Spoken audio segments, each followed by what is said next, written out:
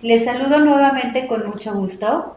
El Instituto Nacional de Pediatría, a través de la Clínica de Atención Integral al Niño Maltratado, les da la más cordial bienvenida a estas jornadas de trabajo que hemos diseñado para ustedes.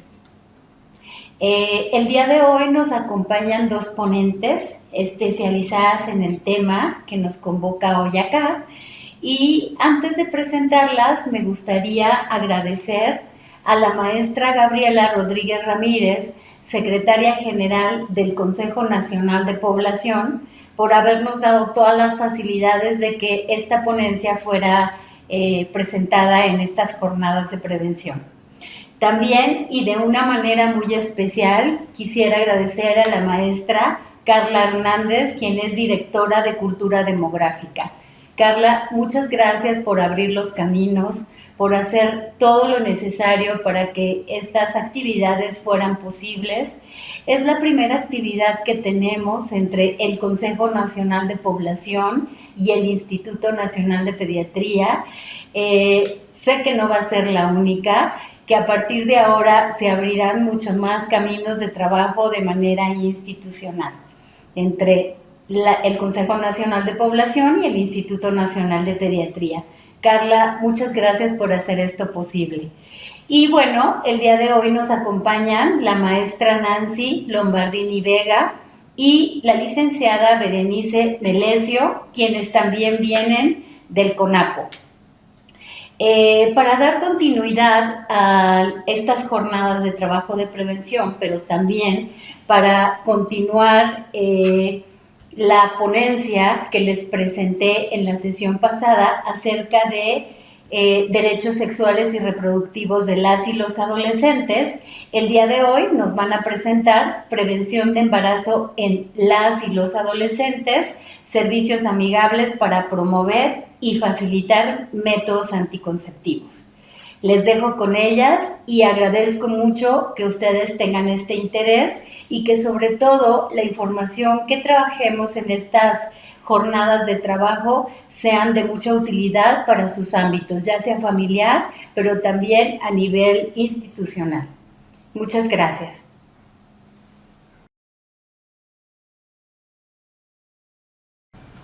Hola, muy buenos días a todas y todos. Es un gusto estar con ustedes y de antemano queremos agradecer la invitación del Instituto Nacional de Pediatría y en especial de la doctora García para compartirles el día de hoy un poco de nuestro expertise, de nuestro conocimiento y de nuestro trabajo en términos de educación integral en sexualidad. Me presento, yo soy Nancy Lombardini Vega, soy subdirectora de Educación en Población del Consejo Nacional de Población y también me acompaña mi compañera Berenice García, colaboro en el equipo para Educación en Población. Pues bueno, nuestra área, que es la Subdirección de Educación en Población, nos dedicamos al diseño de materiales educativos y también de programas de capacitación, talleres y sensibilización en materia de prevención del embarazo en la adolescencia y también educación integral en sexualidad, la EIS. El día de hoy vamos a platicar con ustedes temas sumamente importantes que tienen que ver con una reflexión acerca de qué es la sexualidad y también de la sexualidad como un derecho humano. Y para eso vamos a empezar a pensar en algunas preguntas muy importantes. ¿Será que la sexualidad es lo mismo que el sexo? ¿O en dónde hemos escuchado hablar de sexualidad? Tal vez en la escuela, en otros medios o con la familia. Y lo más importante, ¿por qué tenemos que hablar de sexualidad? ¿En qué nos beneficia en la vida? Pues bueno, para eso vamos a empezar a platicar acerca de lo que es la sexualidad. Algunas personas tienen esta idea de que la sexualidad es únicamente un hecho biológico, algo reproductivo. Es decir, que los seres humanos tenemos o hacemos esto con el único fin de reproducirnos, o sea, tener hijos e hijas. ¿Será esto cierto? Pues en realidad la Organización Mundial de la Salud, la OMS, nos ha compartido una definición que es mucho más completa. En esta definición se especifica que la sexualidad es una dimensión humana fundamental y que incluye el sexo, el género, la identidad, o sea, quiénes somos. También incluye la orientación, nuestras emociones, cómo experimentamos el amor o cómo experimentamos las relaciones que tenemos con otras personas. También el erotismo y también, claro, la reproductividad. Ahí vamos viendo que entonces la sexualidad es algo mucho más complejo y mucho más completo que solamente tener hijos e hijas. Y pues bueno, con lo que dice Bere, es muy importante mencionar que entonces, si la sexualidad no solo tiene que ver con estos aspectos reproductivos, es decir, biológicos, sino reconocer en ella todos estos aspectos culturales, psicológicos, subjetivos, incluso políticos y económicos de la sexualidad. Entonces, de ahí la idea se refuerza de que es muy importante hablar de la sexualidad con las y los adolescentes y que las y los adolescentes tengan con quien hablar acerca de la sexualidad con fuentes formales, verídicas, confiables y desde un conocimiento científico. Y entonces vamos viendo que la sexualidad es tan importante que necesitamos identificar cómo acomodar todos estos elementos. Para eso existe este modelo teórico propuesto por un autor llamado Eusebio Rubio, y nos especifica que la sexualidad puede incluir estos 4 elementos. Para empezar está el erotismo, y el erotismo, en palabras muy sencillas, tiene que ver con esa experiencia agradable de placer que se siente principalmente en el cuerpo cuando alguien más nos toca o cuando nosotros tocamos a alguien que nos gusta, a quien queremos o que nos atrae. Pero además de esa experiencia física, que no solo es eso, también incluye o se nutre de una experiencia emocional y mental de lo que nos atrae, de lo que nos gusta y lo que nos hace sentir bien. Y entonces también está el género, Nancy. Claro que sí, el género, que es un aspecto fundamental de la sexualidad, tiene que ver con esta construcción social, es decir, cuando se le asignan roles y estereotipos a las personas con base en su sexo biológico. Les explico. Si una mujer o una persona está embarazada, ya hay una serie de expectativas en relación a la bebé o el bebé con base en si es niña o es niño. Por ejemplo, y estas conductas son muy comunes en las familias, ¿no? Si es niña, entonces ya se piensa en el tipo de juguetes, en el color del cuarto rosa, en qué carreras incluso podría estudiar. Y si es niño, también hay una serie de estereotipos que se expresan en juguetes, que se expresan en el color del cuarto, que se expresan incluso en la ropita que se le va a comprar al bebé o a la bebé, ¿no? Toda esta serie de papeles, estereotipos que se van asignando, se van reforzando también culturalmente. Por ejemplo, en las escuelas con el uniforme hay una ropa especial para las mujeres, hay una ropa para los hombres. Las carreras, culturalmente hay carreras que le son asignadas a las mujeres, por ejemplo, y que están relacionadas más con aspectos de crianza o de cuidado o con labores domésticas, frente a otro tipo de carreras que sucede o que son asignadas culturalmente a los hombres, ¿no? Que tiene que ver más con cálculo, etcétera. Ejemplos muy sencillos que a mí me gusta poner mucho en la secundaria, en los talleres, ¿no? Es decir, ¿qué talleres son mayoritariamente ocupados por mujeres? Pues corte, confección, hace algunos talleres taquimecanografía, cocina, etcétera, mientras otros talleres, por ejemplo, carpintería, electricidad, eran ocupados mayoritariamente por hombres. Esta serie o esta división entre roles y estereotipos entre mujeres y hombres tiene efectos sumamente importantes cuando hablamos de la sexualidad, porque la sexualidad también va a estar vinculada, no pocas veces, al género, ¿no? Y que es muy importante empezar a desmarcarnos, a empezar a deconstruir estos roles y estereotipos en el ejercicio de la sexualidad. Pongo otro ejemplo.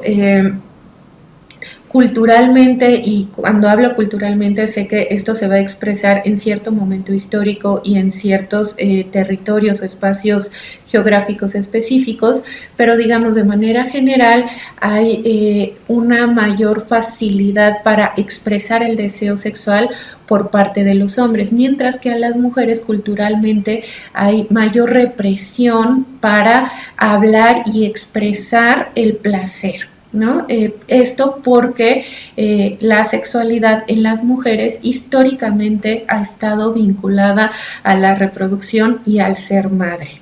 Con el trabajo que estamos haciendo desde la educación integral en sexualidad, lo que queremos es que estos estereotipos y estos roles se deconstruyan para que la sexualidad se pueda vivenciar de manera placentera tanto con las mujeres como con los hombres, y que los estereotipos y los roles de géneros no sean una determinante en el ejercicio de la sexualidad.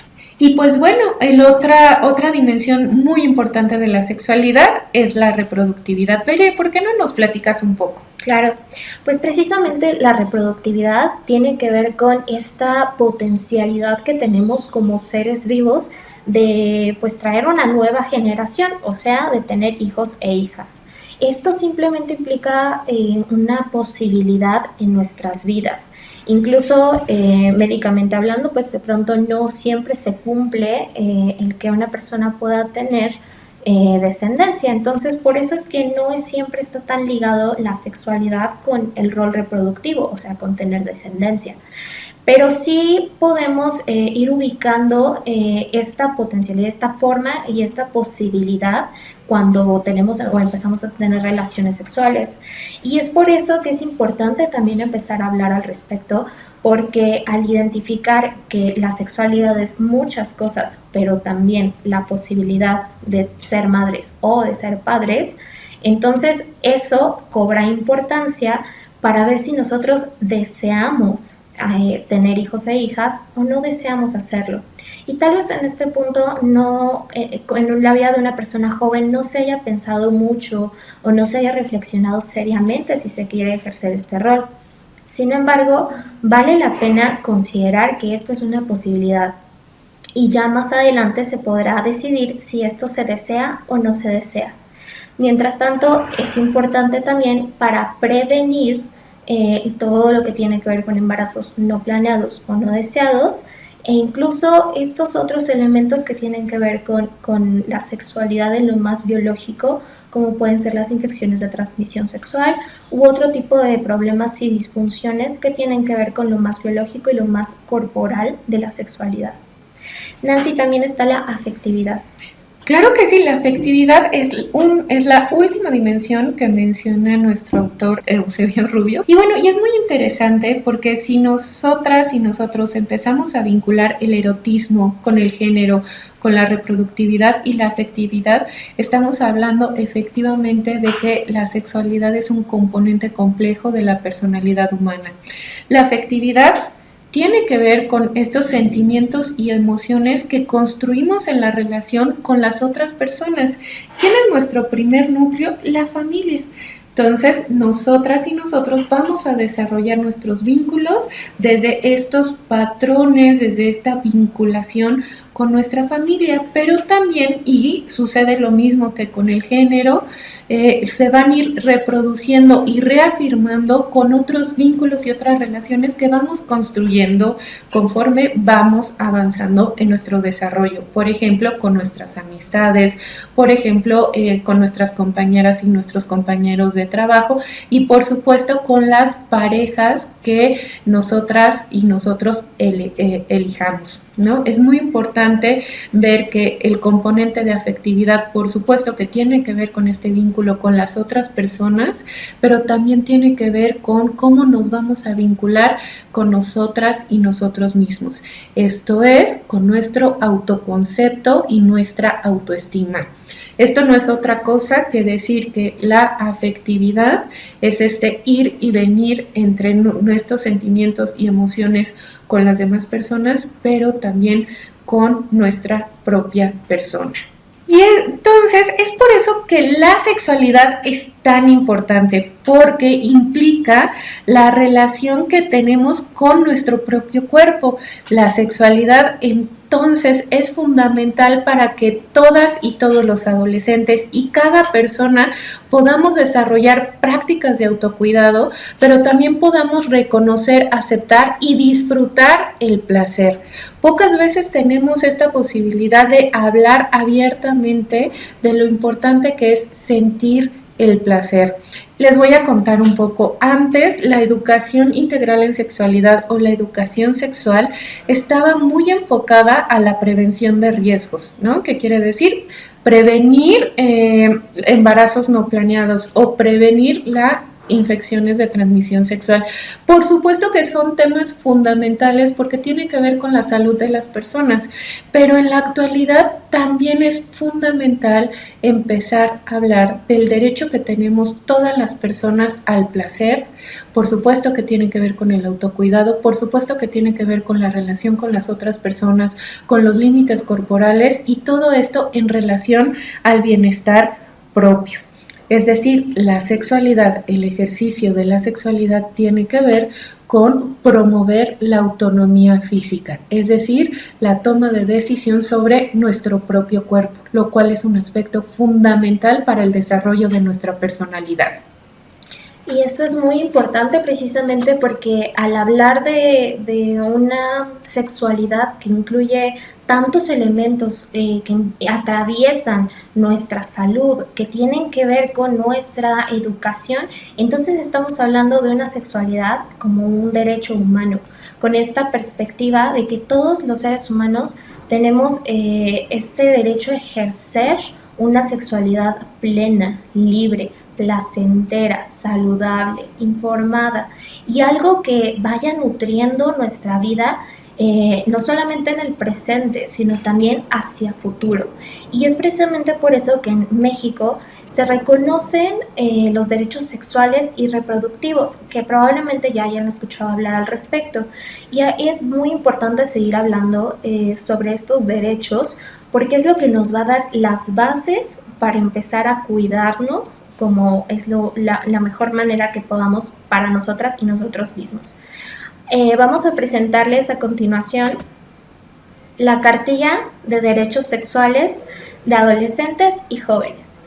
Este es un documento que compila 14 derechos sexuales y reproductivos, es decir, que tienen que ver con la salud sexual, esta idea de lo que tiene que ver con nuestras emociones, con nuestra forma de vincularnos, con el placer, con nuestra identidad incluso, pero también estos derechos reproductivos, es decir, la salud reproductiva, lo que tiene que ver con cuidarnos, con promover nuestra salud, con buscar nuestro bienestar integral y obviamente en relación a todo lo que tiene que ver con nuestro cuerpo en su función reproductiva.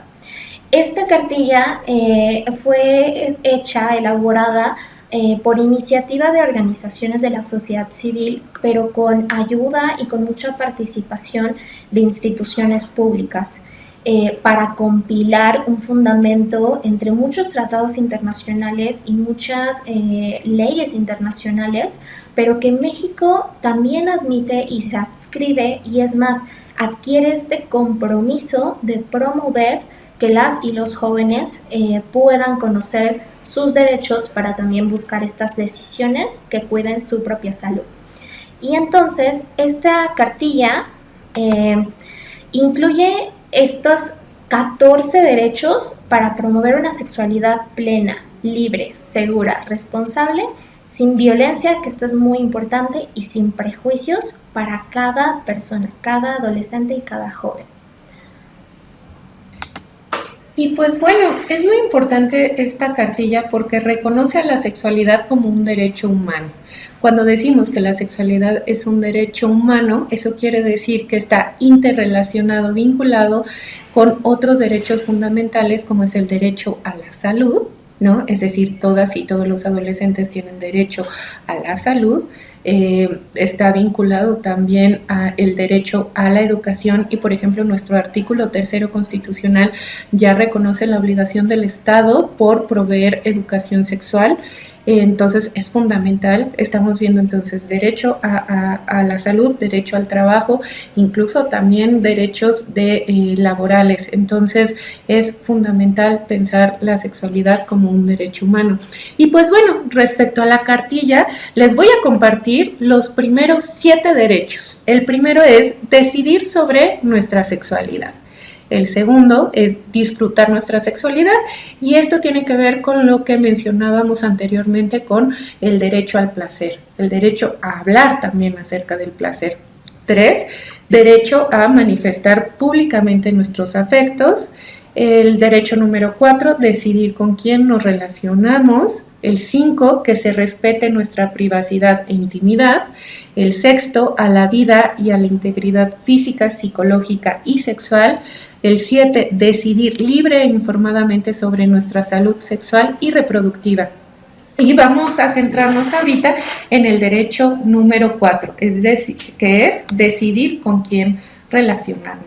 Y pues bueno, este derecho es fundamental porque tiene que ver con las dimensiones que mencionábamos anteriormente respecto a género, erotismo, afectividad y reproductividad. Es decir, todas y todos los y las jóvenes tenemos derecho de elegir a nuestras amistades y cómo divertirnos, pero no solo eso, también está el derecho a decidir con quiénes compartir la intimidad y con quién enamorarnos. Y este punto específicamente tiene que ver con un aspecto fundamental, que es el consentimiento. Y pues bueno, el consentimiento es fundamental porque implica un acuerdo libre, consciente y voluntario para que 2 o más personas participen en prácticas o encuentros sexuales. Y por supuesto que consentir y pedir consentimiento es respetar tus derechos y los derechos de las demás personas. ¿Pero qué implica el consentimiento? Bueno, el consentimiento implica no engañar, no forzar, no amenazar y no chantajear para obtener algún encuentro de carácter sexual.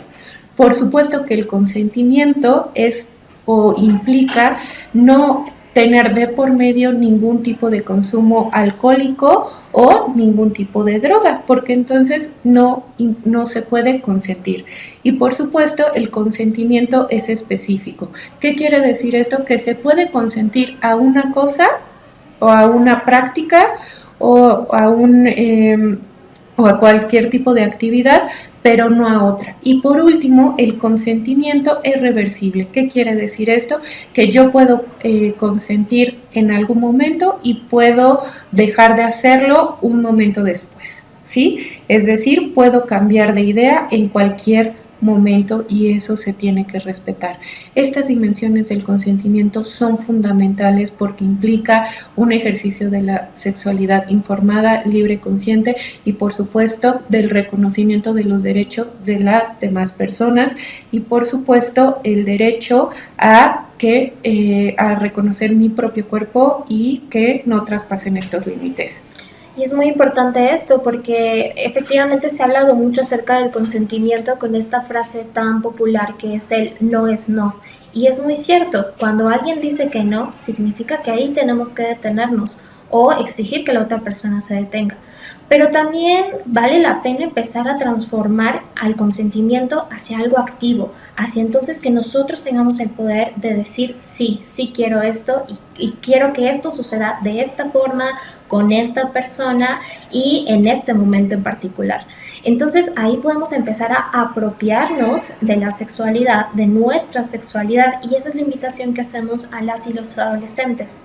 Y esto también tiene que ver con el tener esta información que se relaciona mucho con estos siguientes derechos, que son los últimos 7.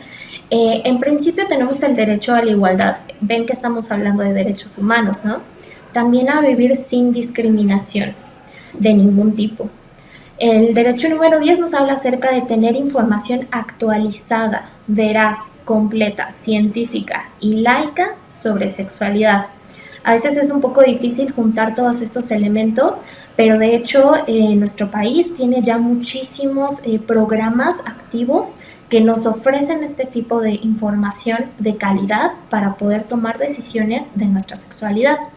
También está precisamente el derecho a la educación integral en sexualidad, que no nada más es hablar acerca de cómo funciona la reproductividad y de órganos y óvulos y espermatozoides, sino también de cómo todo eso puede significar decisiones de vida y decisiones para el bienestar de las y los adolescentes.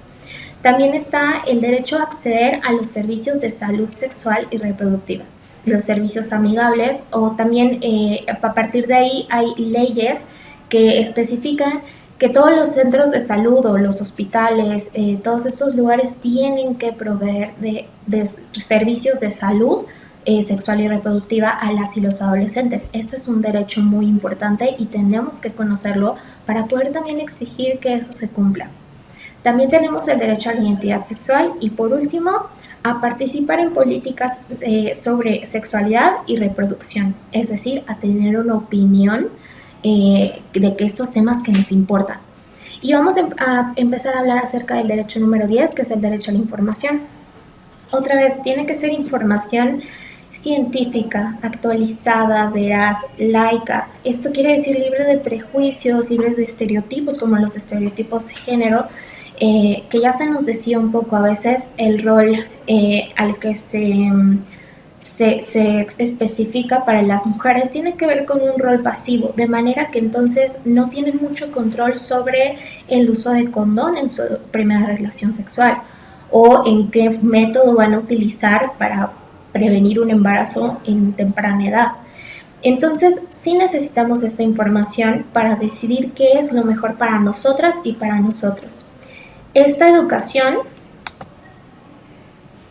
nos va a ayudar a llegar a la etapa adulta sabiendo que vivimos una adolescencia y una juventud plena. Una adolescencia y una juventud probablemente libre de la responsabilidad de ejercer una maternidad o de ejercer una paternidad para la cual no estábamos listos o listas todavía. Es mejor y se disfruta más la sexualidad sin la preocupación de un embarazo o una infección de transmisión sexual. Entonces, por eso necesitamos información para saber cómo cuidarnos. Otra vez, tenemos este derecho a disfrutar nuestra sexualidad, a decidir con quién relacionarnos, a disfrutar en sí el acto sexual o a decidir en qué momento queremos que eso suceda. Para eso es la información. Y esto nos va a ayudar precisamente a cuidar de nuestra salud integral. No únicamente a hablar de los riesgos del embarazo o los riesgos físicos de una ITS, sino hablar de todo nuestro bienestar, del bienestar de prevenir la deserción escolar, de continuar con nuestros proyectos, con nuestro futuro, con decidir en qué momento queremos ejercer o si no lo queremos ejercer este rol reproductivo. Entonces, por eso es tan importante seguir conociendo estos derechos humanos que tienen que ver con la salud sexual y reproductiva. Y pues bueno, finalmente lo que queremos transmitir con esta conferencia es la importancia de que la educación integral en sexualidad nos va a ayudar a decidir, nos va a ayudar a construir un futuro.